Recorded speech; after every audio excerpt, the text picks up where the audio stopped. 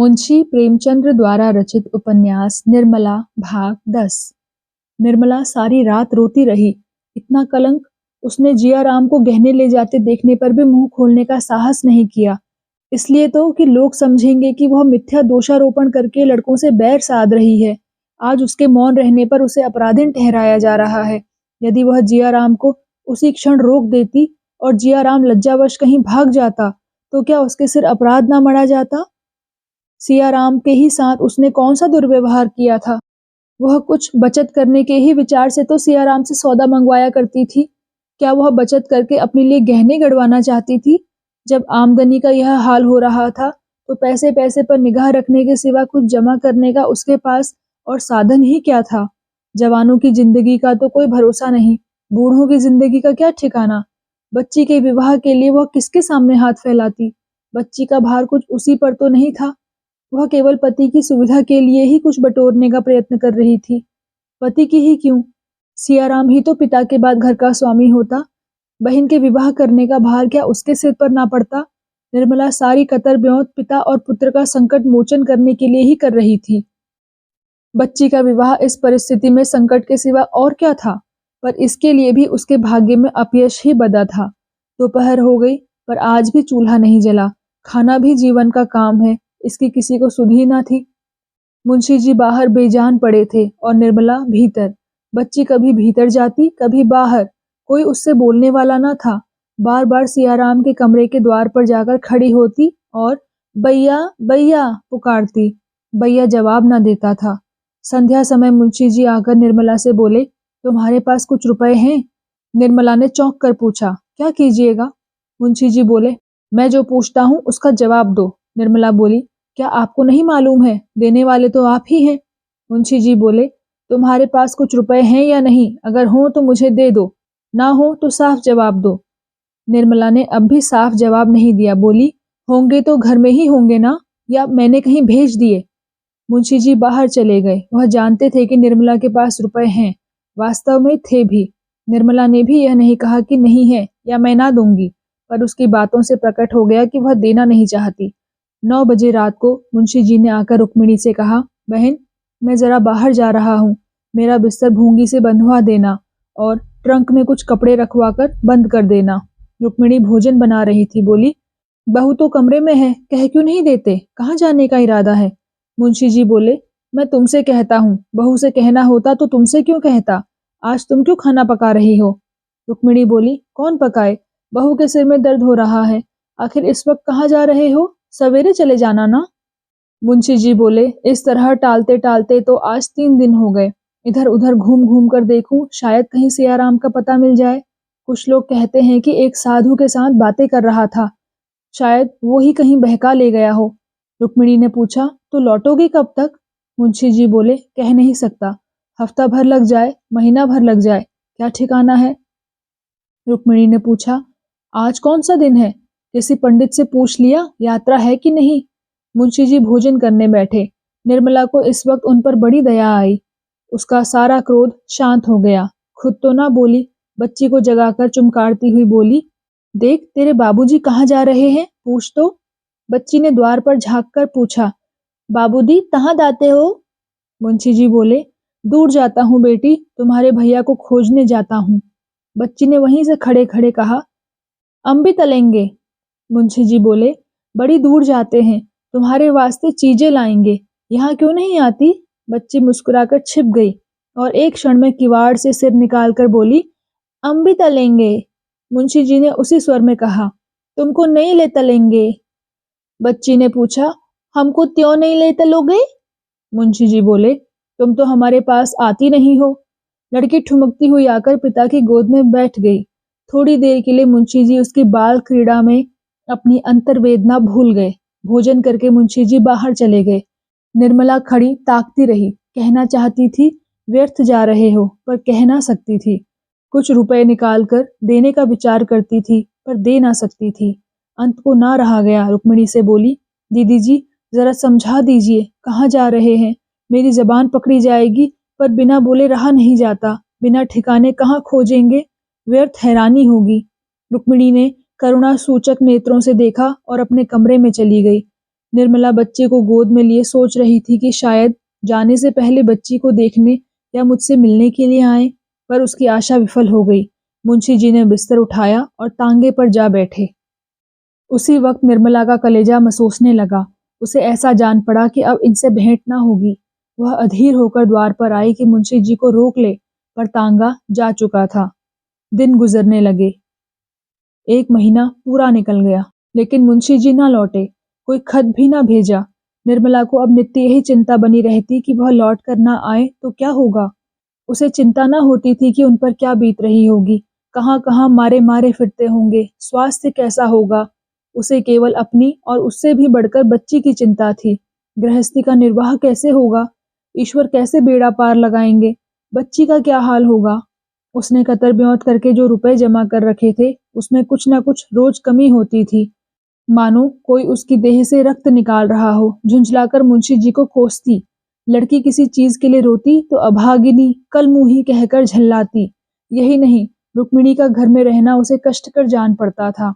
मानो वह उसकी गर्दन पर सवार है। जब हृदय जलता है तो वाणी भी अग्निमय हो जाती है। निर्मला बड़ी मधुर भाषिणी स्त्री थी, पर अब उसकी गणना कर्कशाओं में की जा सकती थी। दिन भर उसके मुंह से जली कटी बातें ही निकला करती थी। उसके शब्दों की कोमलता ना जाने क्या हो गई। भावों में माधुर्य का कहीं नाम नहीं। भूंगी बहुत दिनों से इस घर में नौकर थी। स्वभाव की सहनशील थी, पर यह आठों पहर की बकबक उससे भी ना सही गई। एक दिन उसने भी घर की राह ली, यहाँ तक कि जिस बच्ची को वह प्राणों से भी अधिक प्यार करती थी, उसकी सूरत से घृणा हो गई। बात बात पर घुड़क पड़ती, कभी कभी मार बैठती। रुक्मिणी रोती हुई बालिका को गोद में बैठा लेती और चुमकार दुलार कर चुप कराती। उस अनाथ के लिए अब यही एक आश्रय रह गया। निर्मला को अब अगर कुछ अच्छा लगता था तो वह सुधा से बात करना था। वह वहां जाने का अवसर खोजा करती थी। बच्ची को अब वह अपने साथ न ले जाना चाहती थी। पहले जब बच्ची को अपने घर सभी चीजें खाने को मिलती थी तो वहां जाकर हंसती खेलती थी। अब वहां जाकर उसे भूख लगती थी। निर्मला उसे घूर घूर कर देखती, मुठ्ठियां बांध कर धमकाती, पर लड़की भूख की रट लगाना न छोड़ती थी। इसलिए निर्मला उसे साथ न ले जाती थी। सुधा के पास बैठकर उसे मालूम होता था कि मैं मनुष्य हूँ। उतनी देर के लिए वह चिंताओं से मुक्त हो जाती थी। जैसे शराबी को शराब के नशे में सारी चिंताएं भूल जाती हैं, उसी तरह निर्मला सुधा के घर जाकर सारी बातें भूल जाती थी।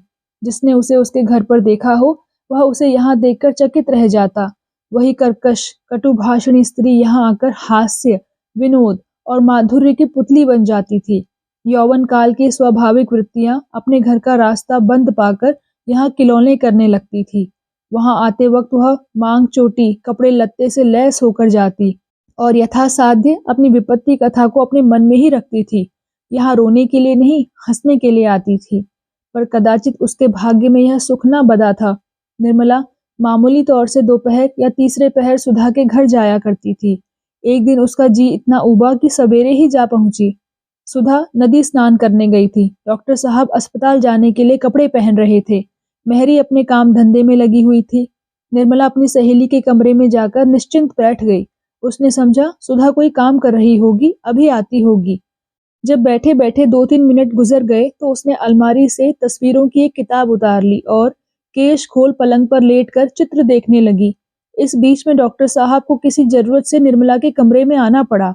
शायद अपनी ऐनक ढूंढते फिरते थे, बेधड़क अंदर चले आए। निर्मला द्वार की ओर केश खोले लेटी हुई थी। डॉक्टर साहब को देखते ही चौंक कर उठ बैठी और सिर ढांकती हुई चारपाई से उतरकर खड़ी हो गई।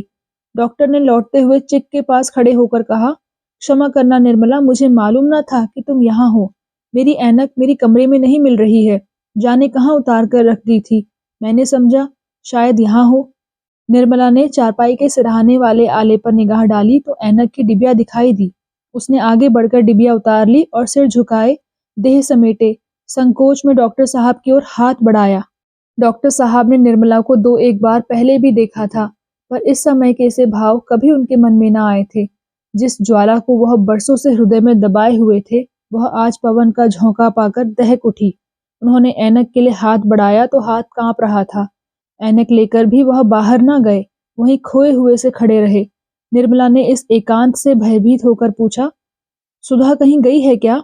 डॉक्टर साहब ने सिर झुकाए हुए जवाब दिया, हाँ, जरा स्नान करने चली गई। फिर भी डॉक्टर साहब बाहर ना गए, वहीं खड़े रहे। निर्मला ने फिर पूछा, कब तक आएगी? डॉक्टर साहब ने सिर झुकाए हुए कहा, आती होगी। फिर भी वह बाहर नहीं गए। उनके मन में घोर द्वंद मचा हुआ था। औचित्य का धन नहीं, भीरुता का कच्चा तागा उनकी जबान को रोके हुए था। निर्मला ने फिर कहा, कहीं घूमने घामने लगी होंगी, मैं भी इस वक्त जाती हूँ। भीरुता का कच्चा तागा टूट गया। नदी के कगार पर पहुंचकर भागती हुई सेना में अद्भुत शक्ति आ जाती है। डॉक्टर साहब ने सिर उठाकर निर्मला को देखा और अनुराग के स्वर में बोले, नहीं निर्मला, अब आती ही होंगी, अब ना जाओ। रोज सुधा की खातिर बैठती हो, आज मेरी खातिर बैठो। बताओ कब तक इस आग में जला करूं? सत्य कहता हूं निर्मला। निर्मला ने कुछ और नहीं सुना। उसे ऐसा जान पड़ा मानो सारी पृथ्वी चक्कर खा रही है, मानो उसके प्राणों पर वज्रों का आघात हो रहा है। उसने जल्दी से अलगनी पर लटकती हुई चादर उतार ली और बिना मुंह से एक शब्द निकाले कमरे से निकल गई। डॉक्टर साहब खिसियाए हुए से रोना मुंह बनाए खड़े रहे। उसको रोकने या कुछ कहने की उनकी हिम्मत ना पड़ी। निर्मला ज्यों ही द्वार पर पहुंची, उसने सुधा को तांगे से उतरते देखा। सुधा उसे देखते ही जल्दी से उतरकर उसकी ओर लपकी और कुछ पूछना चाहती थी, मगर निर्मला ने उसे अवसर ना दिया। तीर की तरह झपटकर चली गई। सुधा एक क्षण तक विस्मय की दशा में खड़ी रही। बात क्या है उसकी समझ में कुछ न आ सका। व्यग्र हो उठी, जल्दी अंदर गई। मेहरी से पूछा कि क्या बात हुई। उसे मालूम हुआ कि हमारी मेहरी व नौकर ने उसे कोई अपमान सूचक बात कह दी है। वह अपराधी का पता लगाएगी और उसे खड़े खड़े निकाल देगी। लपकी हुई वह अपने कमरे में आ गई। अंदर कदम रखते ही डॉक्टर को मुंह लटकाए चारपाई पर बैठे देखा।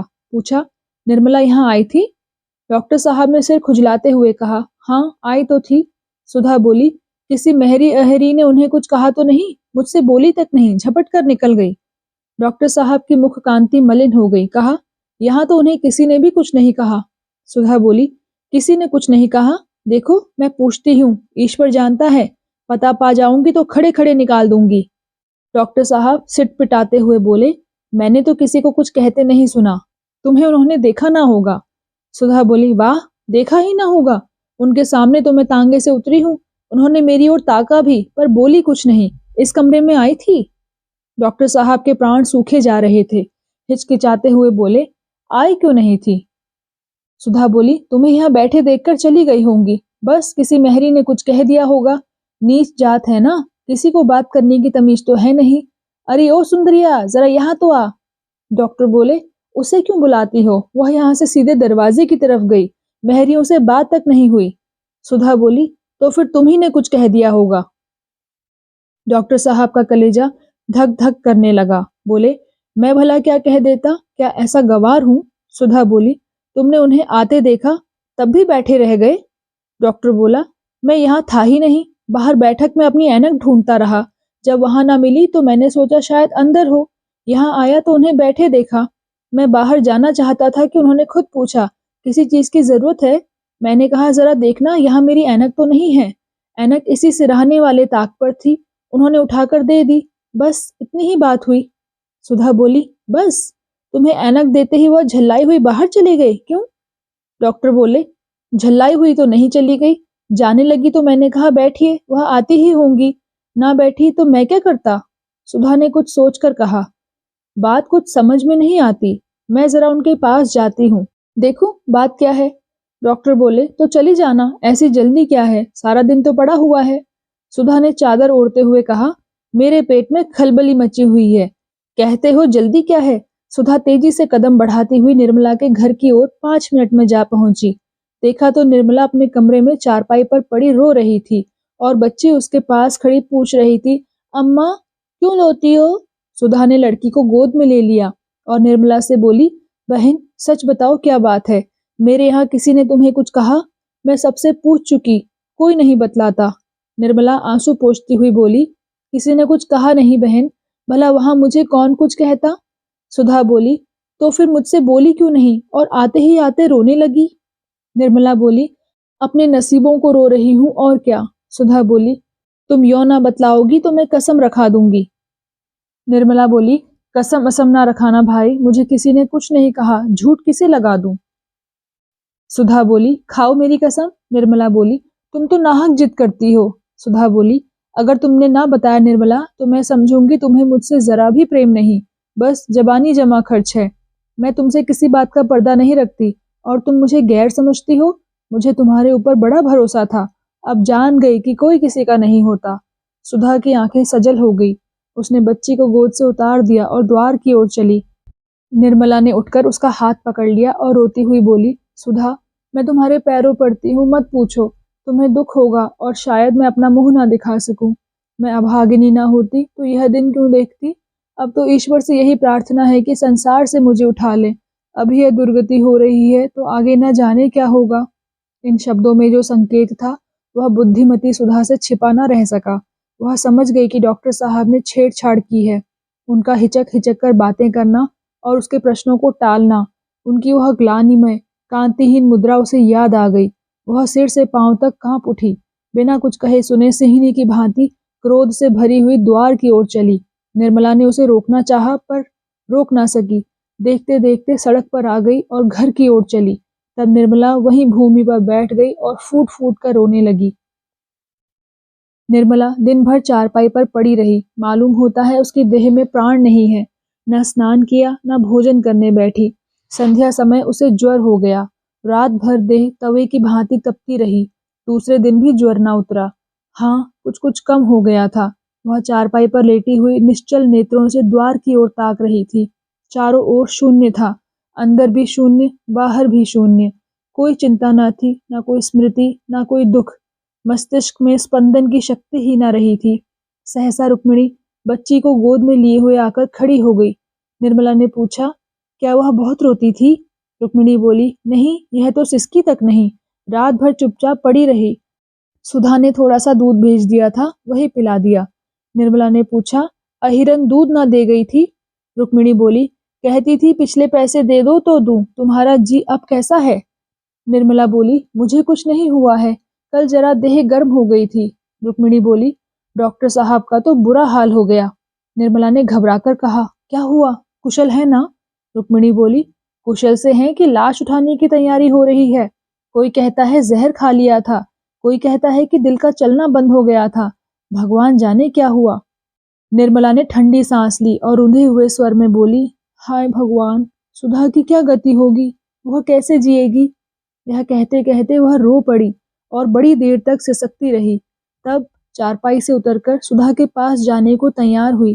पांव थर थर कांप रहे थे। दीवार थामे खड़ी थी पर जी ना मानता था। न जाने सुधा ने यहाँ से जाकर पति से क्या कहा। मैंने तो उससे कुछ कहा भी नहीं। न जाने मेरी बातों का वह क्या मतलब समझी। हाय, ऐसा रूपवान, ऐसे सुशील प्राणी का यह अंत। अगर निर्मला को मालूम होता कि उसके क्रोध का यह भीषण परिणाम होगा तो जहर का घूंट पीकर भी उस बात को हंसी में उड़ा देती। यह सोचकर कि मेरी निष्ठुरता के कारण डॉक्टर साहब का यह हाल हुआ, निर्मला के हृदय के टुकड़े होने लगे। ऐसी वेदना होने लगी मानो हृदय में शूल उठ रहा हो।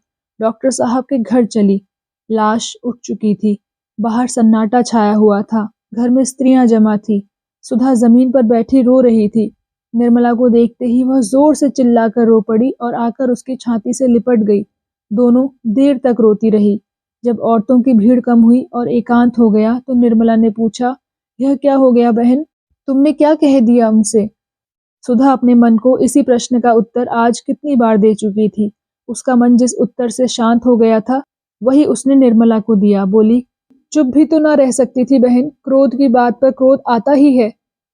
निर्मला बोली, मैंने तो तुमसे कोई ऐसी बात ना कही थी। सुधा बोली, तुम कैसे कहती, कह ही नहीं सकती थी।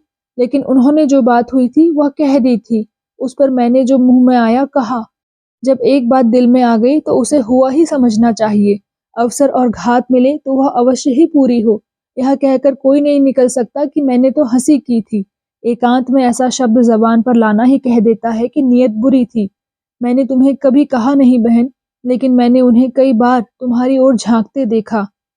उस वक्त मैंने भी यह समझा कि शायद मुझे धोखा हो रहा है। अब मालूम हुआ कि ताक झांक का क्या मतलब था। अगर मैंने दुनिया ज्यादा देखी होती तो तुम्हें अपने घर न आने देती, कम से कम तुम पर उनकी निगाह कभी ना पड़ने देती। लेकिन यह क्या जानती थी कि पुरुषों के मुंह में कुछ और, मन में कुछ और होता है। ईश्वर को जो मंजूर था वह हुआ। ऐसे सौभाग्य से मैं वैधव्य को बुरा नहीं समझती।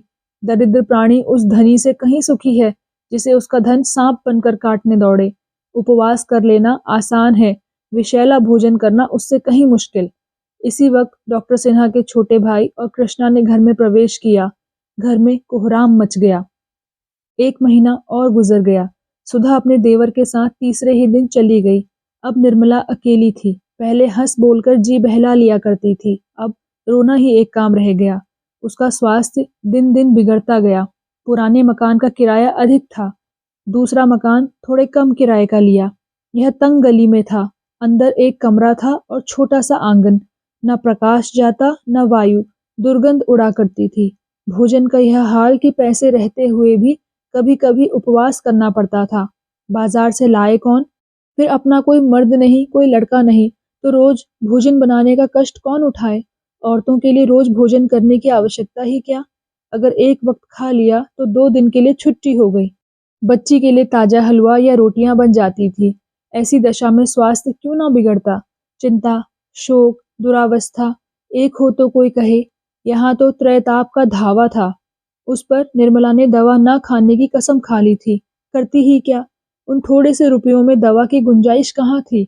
जहाँ भोजन का ठिकाना न था, वहाँ दवा का जिक्र ही क्या।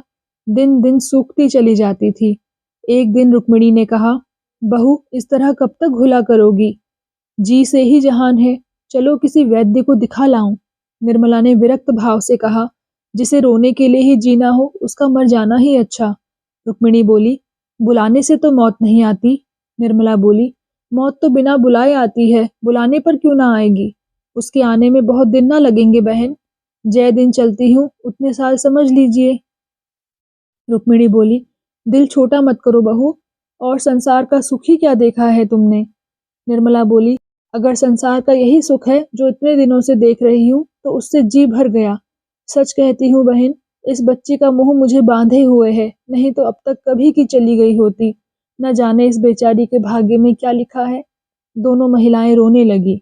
इधर जब से निर्मला ने चारपाई पकड़ ली है, रुक्मिणी के हृदय में दया का सोता सा खुल गया है। द्वेष का लेश भी नहीं रहा। कोई काम करती हो, निर्मला की आवाज सुनते ही दौड़ती है। घंटों उसके पास बैठी हुई कथा पुराण सुनाया करती हैं। कोई ऐसी चीज पकाना चाहती हैं जिसे निर्मला रुचि से खाए। निर्मला को कभी हंसते देख लेती हैं तो निहाल हो जाती हैं, और बच्ची को तो अपने गले का हार बनाए रहती हैं। उसी की नींद सोती हैं, उसी की नींद जागती हैं। वह बालिका अब उनके जीवन का आधार है। रुक्मिणी ने जरा देर बाद कहा, बहू तुम इतनी निराश क्यों होती हो। भगवान चाहेंगे तो तुम 2-4 दिन में अच्छी हो जाओगी। मेरे साथ आज वैद्य जी के पास चलो, बड़े सज्जन हैं। निर्मला बोली, दीदी जी अब मुझे किसी वैद्य की दवा फायदा ना करेगी। आप मेरी चिंता ना करें, बच्ची को आपकी गोद में छोड़ जाती हूँ। अगर जीती जागती रहे तो किसी अच्छे कुल में विवाह करा दीजिएगा। मैं तो इसके लिए अपने जीवन में कुछ ना कर सकी, केवल जन्म देने भर की अपराधिनी हूँ। चाहे कुंवारी रखिएगा, चाहे विष देकर मार डालिएगा, पर कुपात्र के गले ना मढ़िएगा। इतनी ही आपसे विनय है। मैंने आपकी कुछ सेवा ना की, इसका बड़ा दुख हो रहा है। मुझ अभागिन से किसी को सुख नहीं मिला। जिस पर मेरी छाया भी पड़ गई उसका सर्वनाश हो गया। अगर स्वामी जी कभी घर आए तो उनसे कहिएगा कि इस करमजली के अपराध को क्षमा कर दें। रुक्मिणी रोती हुई बोली, बहू तुम्हारा कोई अपराध नहीं, ईश्वर से कहती हूँ तुम्हारी ओर से मेरे मन में जरा भी मैल नहीं है। हाँ, मैंने सदैव तुम्हारे साथ कपट किया, इसका मुझे मरते दम तक दुख रहेगा। निर्मला ने कातर नेत्रों से देखते हुए कहा, दीदी जी कहने की बात पर बिना कहे रहा नहीं जाता। स्वामी जी ने हमेशा मुझे अविश्वास की दृष्टि से देखा, लेकिन मैंने कभी मन में भी उनकी उपेक्षा नहीं की। जो होना था वह हो चुका। अधर्म करके अपना परलोक क्यों बिगाड़ती। पूर्व जन्म में न जाने कौन से पाप किए थे जिसका यह प्रायश्चित करना पड़ा। इस जन्म में कांटे बोती तो कौन गति होती। निर्मला की सांस बड़े वेग से चलने लगी, फिर खाट पर लेट गई और बच्ची की ओर एक ऐसी दृष्टि से देखा जो उसके जीवन की संपूर्ण विपत्ति कथा की बृहद आलोचना थी। वाणी में इतनी सामर्थ्य कहाँ। 3 दिनों तक निर्मला की आंखों से आंसुओं की धारा बहती रही। वह ना किसी से बोलती थी, ना किसी की ओर देखती थी, और ना किसी की कुछ सुनती थी, बस रोए चली जाती थी। उस वेदना का कौन अनुमान कर सकता है। चौथे दिन संध्या समय वह विपत्ति कथा समाप्त हो गई। उसी समय जब पशु पक्षी अपने बसेरे को लौट रहे थे, निर्मला का प्राण पक्षी भी दिन भर शिकारियों के निशानों, शिकारी चिड़ियों के पंजों और वायु के प्रचंड झोंकों से आहत और व्यथित अपने बसेरे की ओर उड़ गया। मोहल्ले के लोग जमा हो गए। लाश बाहर निकाली गई। कौन दाह करेगा, यह प्रश्न उठा। लोग चिंता में थे कि सहसा एक बूढ़ा पथिक एक बकुचा लटकाए आकर खड़ा हो गया। यह मुंशी तोताराम थे।